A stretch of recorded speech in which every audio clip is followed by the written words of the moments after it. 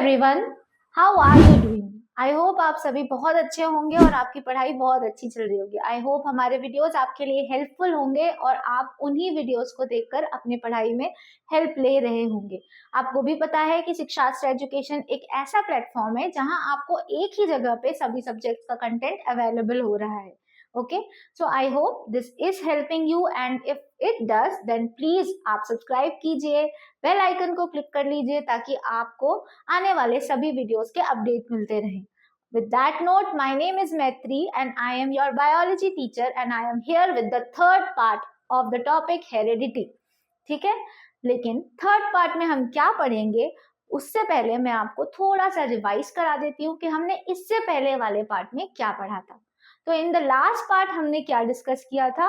सबसे पहले तो हमने हेरिडिटी पढ़ा, उससे रिलेटेड कीवर्ड्स पढ़े थे। ठीक है, हमको पता चला कि जेनेटिक मटेरियल क्या है और जेनेटिक मटेरियल को आप जेनेटिक मटेरियल बेसिकली क्यों कह रहे हैं।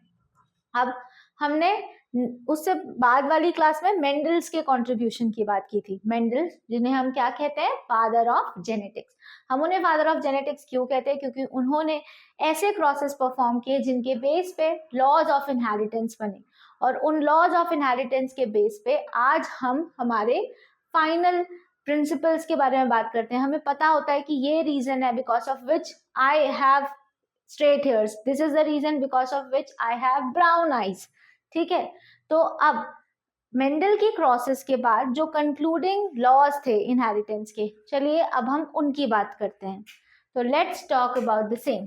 तो सबसे पहले हम बात कर रहे हैं about the law of segregation. चलिए, लॉ ऑफ सेग्रीगेशन पढ़ने से पहले मैं आपको रिकॉल करा देती हूँ मोनोहाइब्रिड क्रॉस जो हमने परफॉर्म की थी। तो मोनोहाइब्रिड क्रॉस जब हम पढ़ेंगे तो हमें पता चलेगा कि जो पहले दो लॉज हैं, law of segregation, law of dominance, वो मोनोहाइब्रिड क्रॉस पे ही बेस्ड क्रॉस है। ठीक है, तो सबसे पहले आपका एग्जाम्पल है टॉल और ड्रॉफ। ना इसके जब गैमेट्स बने, आप देख रहे हो कि ये पेयर्स ऑफ एलील्स हैं। ठीक है, ये पेयर्स हैं। तो अब लेकिन जब भी गैमेट्स बनते हैं तो as it is you can not see it together. So during the formation of gametes जो पेयर्स होते हैं वो सेग्रीगेट हो जाते हैं और they are moving into the gametes independent of each other. Okay, they are moving towards the gamete independent of each other, यानी कि capital T will be moving as only capital T in a gamete. So this is called law of segregation. Law of segregation यानी कि gametes हमेशा pure होते हैं। Law of segregation को आप और क्या कहते हो? Law of purity, right? So as you know, during the cell division हमने पढ़ा था कि मियोसिस होता है और मियोसिस में number of chromosomes are reduced into half, right? So इसी तरह से हमने आने वाली चीज के भी कवर करना है। तो हम देखते हैं, लेट्स मूव। अभी हमने पढ़ लिया कि हाँ गैमेट्स कैसे बन रहे हैं। Each of the gamete is receiving half number of chromosomes और प्योर फॉर्म होता है। अब हम पढ़ेंगे अबाउट इंडिपेंडेंट असॉर्टमेंट जो कि दूसरा लॉ है। तो आपको पता है कि आपके अंदर सिर्फ एक कैरेक्टर ट्रांसफर नहीं हुआ, आपके अंदर अलग अलग कैरेक्टर्स आए। सपोज आप देख सकते हैं स्क्रीन पे इस बच्चे के कर्ली हेयर्स हैं, है ना? कर्ली हेयर्स हैं, ठीक है। और उसके अलावा आप देखो यहाँ पे आईज का कलर है ब्राउन। अब सभी की आईज ऐसी तो नहीं होती है, ठीक है, किसी की ब्राउन होती है, किसी की ब्लैक होती है, किसी की ग्रीन, ब्लू, किसी भी तरह के आई कलर होते हैं, ठीक है। यानी कि एक ही पर्टिकुलर जीन के कितने एलील्स हैं हमारे पास, कितनी वेराइटी है हमारे पास। अब ऐसा भी जरूरी नहीं है कि मेरे अंदर जो जीन्स आए हैं वो सिर्फ एक ही तरह के हों। हो सकता है मेरे अंदर ब्लैक और ब्राउन दोनों ही तरह के एलील्स आए होंगे, लेकिन क्योंकि ब्राउन वाला ज्यादा डोमिनेंट था तो उसने अपने आप को एक्सप्रेस कर दिया और ब्लैक वाला अपने आप को एक्सप्रेस नहीं कर पाया। बट इसका मतलब ये तो नहीं है कि वो मेरी बॉडी में है ही नहीं, दैट इज देयर। और हो सकता है अपकमिंग जनरेशन में ब्लैक कलर भी अपने आप को एक्सप्रेस कर पाए जब उसके पास पेयर ऑफ रेसेसिव एलील्स हो जाएंगे, राइट? सो लेकिन मेरे अंदर जो कैरेक्टर एक्सप्रेस हुए वो इंडिपेंडेंट थे एक दूसरे से, ठीक है। इसके अलावा हेयर कलर के कैरेक्टर्स को आई कलर ने इफेक्ट नहीं किया, स्किन कलर को किसी और चीज ने इफेक्ट नहीं किया। So this is what law of independent assortment is. इसको डिटेल में समझने के लिए हम डाइहाइब्रिड क्रॉस अगर रिकॉल करते हैं तो let me solve dihybrid cross again for you. तो हमने लास्ट क्लास में पढ़ा था डाइहाइब्रिड क्रॉस में R R Y Y and small R small Y small Y. तो इसके गैमेट्स कैसे बने थे, आर वाई और स्मॉल आर स्मॉल वाई। तो जब आपका F1 जनरेशन आया तो उस पर्टिकुलर F1 जनरेशन में राउंड भी है, रिंकल भी है, येलो भी है, ग्रीन भी है, चार है, एक दूसरे से इंडिपेंडेंटली असॉर्ट हो रहे हैं। They are not influencing each other, they are independent of each other. That's what law of independent assortment is. Okay, so law of independent assortment क्या कह रहा है कि जब पेयर्स ऑफ, जब एक या एक दो से ज्यादा यानी कि many of the characters inherit हो रहे हैं तो हर एक कैरेक्टर एक दूसरे से इंडिपेंडेंट होता है। ये दो सभी एक दूसरे को इन्फ्लुएंस नहीं करते, they are independent of each other. Okay, so law of segregation was also called law of purity. Law of purity क्यों कह रहे थे हम उसे, क्योंकि उसमें प्योर गैमेट्स बन रहे थे। गैमेट्स में मिक्सचर नहीं होता है, हेट्रोजाइगोसिटी आपको गैमेट्स में नहीं मिलती। अब आप बोलेंगे हेट्रोजाइगट्स क्या होता है। सो अगर ये है R capital R capital R capital Y तो ये होमोजाइगोसिटी है, और अगर ये मिक्सचर आ गया तो ये है हेट्रोजाइगोसिटी। ठीक है, तो जब होमोजाइगस कंडीशन होती है डोमिनेंट में तो डोमिनेंट होते हैं, और हेट्रोजाइगस होती है लेकिन उसमें से एक डोमिनेंट है तो भी डोमिनेंट होते हैं। और रेसेसिव के लिए हमें दोनों ही होमोजाइगस रेसेसिव चाहिए। ठीक है, तो इंडिपेंडेंट असॉर्टमेंट में वापस आते हैं। इंडिपेंडेंट असॉर्टमेंट कह रहा है कि जब कैरेक्टर्स 2, 3, 4, 5 और कई सारे कैरेक्टर्स एक जनरेशन से दूसरे जनरेशन में इनहेरिट हो रहे हैं तो वो एक दूसरे से इंडिपेंडेंटली असॉर्ट होते हैं। They are not influencing each other in any case.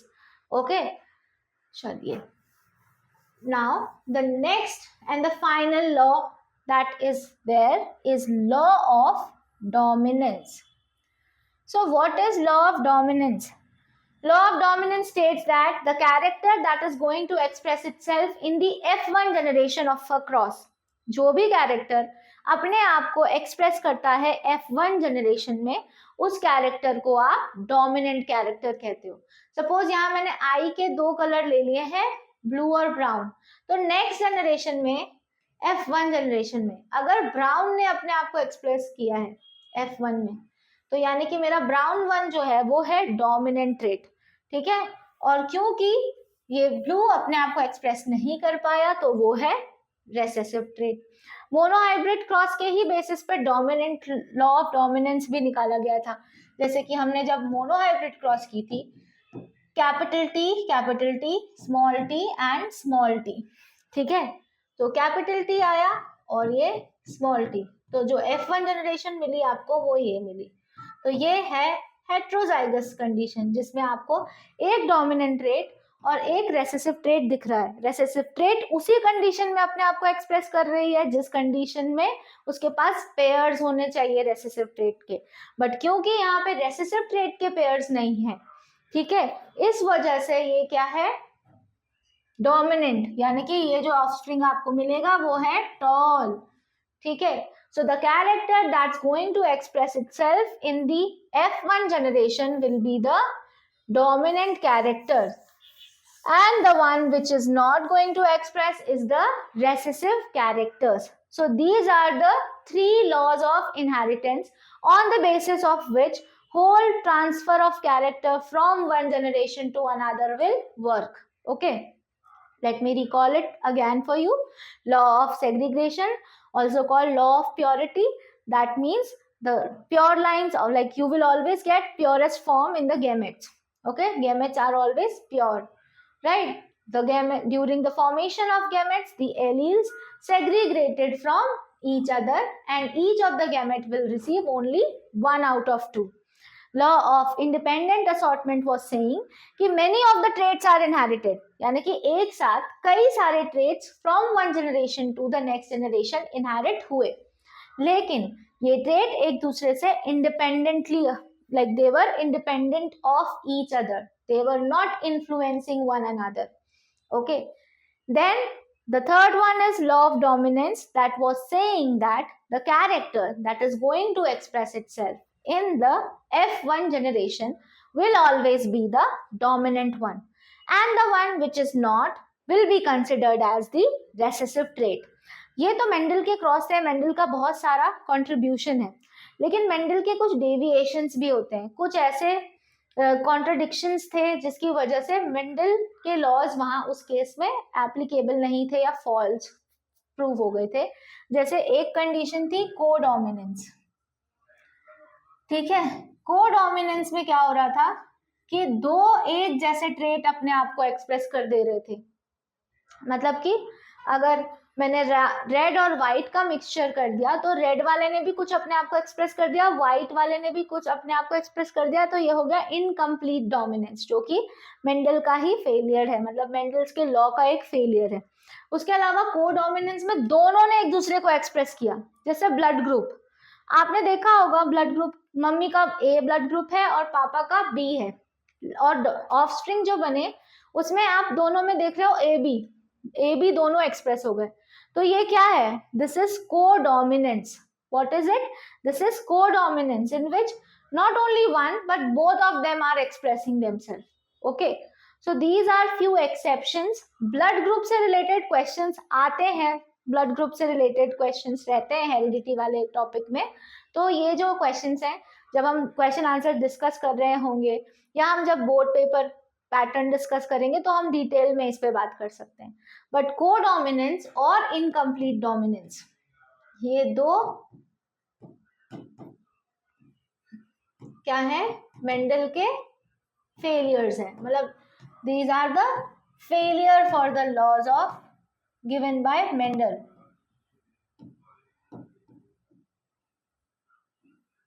ठीक है, एक में तो दोनों ने कंप्लीटली अपने आप को एक्सप्रेस कर दिया और एक में दोनों ने आधा आधा एक्सप्रेस किया है खुद को।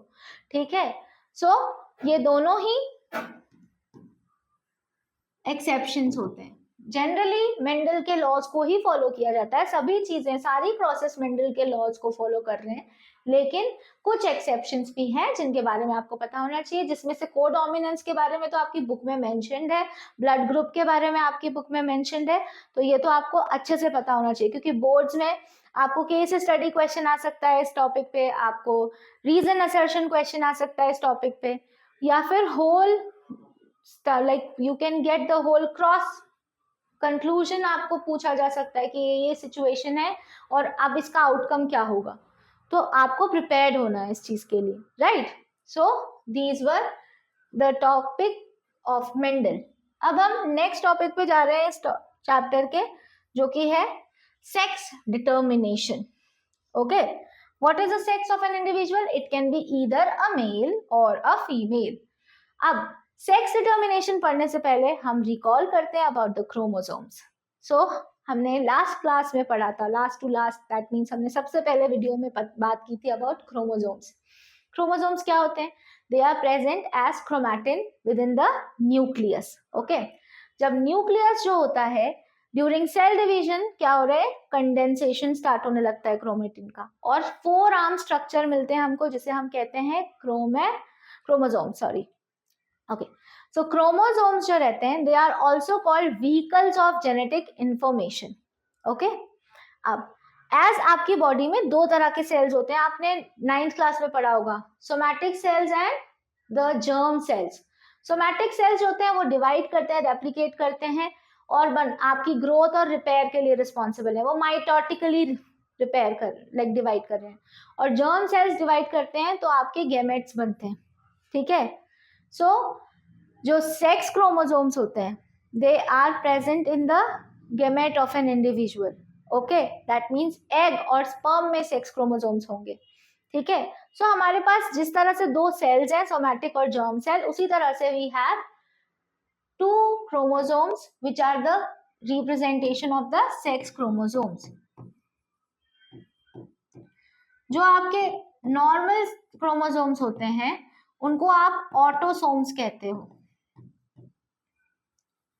और सेक्स क्रोमोसोम्स को आप और क्या कह सकते हो, एलोसोम्स। ठीक है, सभी में अलग अलग होते हैं, किसी किसी में मेल्स होमोजाइगस होते हैं और फीमेल्स हेट्रोजाइगस होते हैं, लोअर बर्ड्स वगैरह में आप देख सकते हो। पर सेक्स डिटर्मिनेशन इन ह्यूमंस की बात अगर करें तो females are homozygous with XX chromosomes and males are heterozygous with XY chromosomes. Okay, so these two are representing the sex of an individual. Rest other chromosomes will be responsible for the autosomal character of any individual. What are the autosomal characters?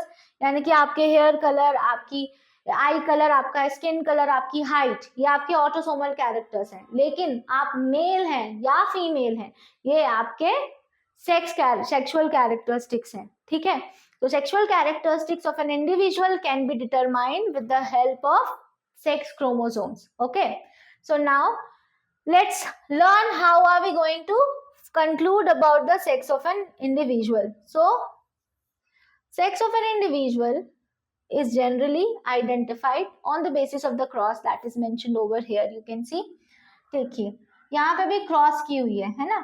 So XX जो था ये था मेरा mother, then that means an egg will always have X chromosomes. Okay, or you can see XY will be the father. Now as I already told you कि जब भी gamete का formation होता है तो each of the chromosomes will be going to single, like you can say they are segregating. Abhi you can see in the pair, but when the gametes will be formed they will be single in each of the gamete. यानी कि XX से हमें gamete मिला जिसमें X chromosomes ही है, और XY से हमें जो गैमेट मिला उसमें X भी हो सकता है या फिर Y भी हो सकता है। यानी प्रोबेबिलिटी है कि X भी हो और Y भी हो। ठीक है, कुछ भी हो सकता है, राइट, बट एक ही होगा। ठीक है, क्योंकि अगर इससे ज्यादा हो गए तो हो जाएगा क्रोमोसोमल डिसऑर्डर या फिर क्रोमोसोमल एविरेशन, है ना, जो कि जिसकी वजह से some like you can see different characters, आपने अपने आसपास ट्रांसजेंडर्स को देखा होगा, that is because of a chromosomal disorders. Okay, then you have seen people with Down syndrome, that is because of chromosomal disorders. तो number of chromosomes किसी भी individual में फिक्स होते हैं। अगर नंबर ऑफ क्रोमोसोम्स से लाइक जितना fix number of chromosomes है उससे कम या फिर ज्यादा हो तो फिर क्रोमोसोमल डिसऑर्डर्स होते हैं। ओके, सो आप देख रहे हैं XX XY, सो XX या फिर XY. Now if an egg with X chromosome is fertilized with sperm with X chromosome, the combination will be XX and the outcome is a girl. Okay, again, when an egg with X chromosome crossed or fertilized with a chromosome like sperm with Y, so the combination is XY and the probability of a boy is there, like sorry, the offspring will be the boy. Surely same can be repeated, XX girl and XY boy. Okay, so this is how the sex of an individual can be determined. Sex of an individual can be determined by the sex chromosome. ठीक है, अब हमें कैसे पता चला था कि हमारे पास सेक्स क्रोमोसोम्स जैसी कोई चीज होती है? तो कैरियोटाइपिंग एक प्रोसेस हुआ था जिसमें पूरी क्रोमोसोम्स की मैपिंग हुई। तो फर्स्ट नंबर का क्रोमोसोम, सेकंड नंबर के क्रोमोसोम, इस तरह से हमें नंबर ऑफ क्रोमोसोम्स पता चले। फिर हमें ये भी पता चला कि जो वाई क्रोमोसोम्स होते हैं वो एक्स क्रोमोसोम से थोड़े अलग होते हैं। ठीक है, जिसकी वजह से उनको हमें पता चला कि गेमेट्स में हेट्रोजाइगोसिटी है मेल्स के अंदर, और फीमेल्स जो रहते हैं वो होमोजाइगस होते हैं। So in short let's start again with the sex determination that we have the number of chromosomes total 23, जिसमें से 22 जो रहते हैं वो ऑटोसोम्स रहते हैं, आपके ऑटोसोमल कैरेक्टरिस्टिक्स के लिए दे आर रिस्पॉन्सिबल, और वन पेयर ऑफ क्रोमोसोम्स जो रहते हैं वो हैं सेक्स क्रोमोसोम्स, जो कि रिप्रेजेंट कर रहे हैं किसी भी इंडिविजुअल का सेक्स। ओके, नाउ जब हम सेक्स क्रोमोसोम्स की बात करते हैं तो गैमेट्स में हमेशा सिंगल सिंगल क्रोमोसोम जाते हैं, they are not going in the pair. जब egg with the X chromosome is fertilized with sperm with Y chromosome, then the outcome is XY and the final result will be a boy. When an egg with X chromosome is fertilized with sperm with X chromosome, the combination is XX and the final outcome for this we will be saying is a girl. Okay, so now by this we can conclude the sex of a child is dependent on a male, it's not dependent on the female, or you cannot say it is dependent on a male or a female. ये depend करता है probability पे। आपको पता है millions of sperms produce करते हैं और उन मिलियंस ऑफ स्पर्म्स में कुछ में एक्स क्रोमोसोम्स हैं, कुछ में वाई हैं। तो ये डिपेंड करता है प्रोबेबिलिटी पे कि कौन सा जो स्पर्म है वो एग को फर्टिलाइज करेगा और उस कंडीशन में क्या सेक्स ऑफ अ चाइल्ड होगा। ठीक है, सेक्स डिटर्मिनेशन जो है ये बायोलॉजिकली हेल्पफुल प्रोसेस है, बट क्योंकि लोग इसका मिसयूज करते हैं तो मेडिकली हम सेक्स ऑफ अ चाइल्ड अब डिटरमाइन नहीं करते। ठीक है, अमीनोसेंटेसिस इज द प्रोसेस जिसकी वजह से sex of a child can be identified, but अब ये प्रोसेस बैन है। It is illegal and it can not be performed anywhere because of the outcomes, because of the people of the area, rural area, they are not so aware, उन्हें ये सारे logic समझ में नहीं आते, because of which they are promoting female foeticides, because of that now these type of processes are illegal. So what we have learned in the chapter heredity, what we have learned in the chapter heredity, we learned about the laws, we learned about the processes, crosses, है ना, we got to know about what is heredity. Now we learned about inherited traits also. अब बचा acquired traits. Acquired traits क्या होता है? Acquired traits वो traits होते हैं जो कि आप अपने अंदर डेवलप कर रहे हैं बाय द टाइम, है ना। Acquired traits are not inherited from one generation to another. कुछ ही ऐसे ट्रेट्स होते होंगे जो ट्रांसफर हो रहे हैं, एक्यूमुलेट हो रहे हैं, उनको आप वेरिएशन कहते हो। ठीक है, वेरिएशन का एक्यूमुलेशन भी हमने पढ़ा था लास्ट क्लास में, फर्स्ट वीडियो में। ठीक है, so acquired traits are the traits which are developed in an individual with the influence of its surrounding, there in the family में कुछ है, या फिर आसपास दोस्त कुछ ऐसे हैं जिनके इन्फ्लुएंस में वो ट्रेट डेवलप हो गई। Suppose I am interested in dance, तो मेरे आसपास जो लोग रहेंगे, मेरे साथ जो लोग होंगे, उनसे मैं डांस की बहुत सारी बातें कर रही हूँ तो उनका भी शायद इंटरेस्ट डेवलप हो जाएगा, है ना। तो एक्वायर्ड ट्रेट्स वो ट्रेट्स होती हैं जो कि एनवायरनमेंट पर डिपेंड करते हैं और ये इवोल्यूशन में हेल्पफुल नहीं है, है ना। इवोल्यूशन में हेल्पफुल है वेरिएशंस। वेरिएशंस अगर एक्यूमुलेट होते हैं और हम उन्हें कई सारे जनरेशन में ऑब्जर्व करते हैं तो वो हमारे लिए हेल्पफुल हैं। ठीक है, तो I hope everything is clear to you and what we have learned in the chapter heredity. So what are our learning outcomes? So now I hope you are very well aware of what is heredity. Okay, then I hope now you can simply write the differences between genotype of an individual and phenotype. ठीक है, या फिर आप dominant और recessive के बीच में भी आराम से डिफरेंसेस लिख सकते हैं। आपको पता चला होगा कि जो क्रॉसेस हैं, मोनोहाइब्रिड और डाइहाइब्रिड क्रॉसेस को हमें कैसे करना है। I hope you are clear.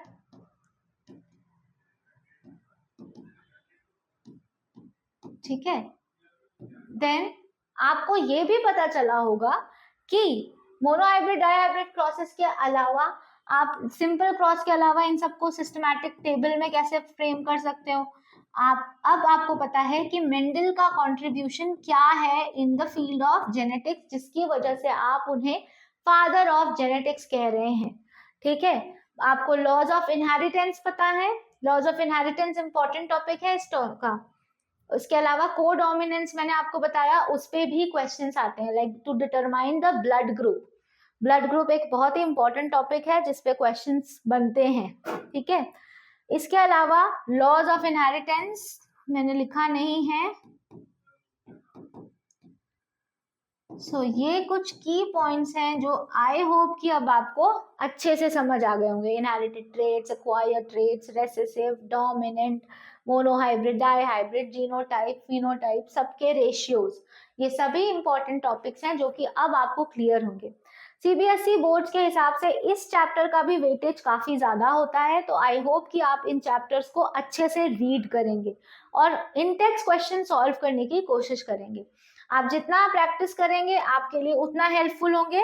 मेरे हिसाब से आपको क्रॉसेस की बहुत बहुत प्रैक्टिस करनी चाहिए, क्योंकि क्रॉसेस आपको कहीं ना कहीं थोड़ा सा कंफ्यूज कर सकते हैं। ये जीनोटाइप, फिनोटाइप आपको कहीं ना कहीं थोड़ा सा कंफ्यूज कर सकते हैं। तो अगर आपकी प्रैक्टिस होगी तो आपको कोई भी कंफ्यूजन नहीं होगा, right? So with that note I would like to say thank you to you for watching. Okay, so I hope ये वीडियो आपके लिए हेल्पफुल है. Thank you so much for watching. Keep watching us and please do like, share and subscribe to our channel. Thank you all of you.